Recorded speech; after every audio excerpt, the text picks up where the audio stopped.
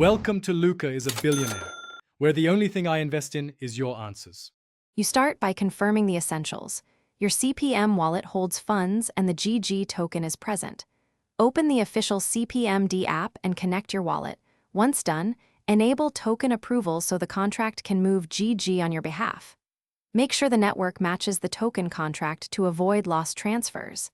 Next, set a moderate gas limit and review estimated fees. This prevents failed transactions. Now you're positioned to initiate the GG-specific action within the D app. You choose the GG operation you need: stake for rewards, trade for CPM, or transfer to another address. Enter the precise amount and set slippage tolerance based on market volatility.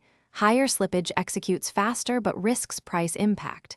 Double-check recipient addresses and gas price. If you want speed, increase gas. After you press confirm, sign the transaction in your wallet. Then watch the pending status in the D app and on the Network Explorer to verify inclusion and avoid duplicate submissions. You complete the process by verifying updated GG and CPM balances and, when applicable, claiming rewards or unstaking with any required cooldown. If a transaction stalls, check network congestion and your wallet's non-C sequence.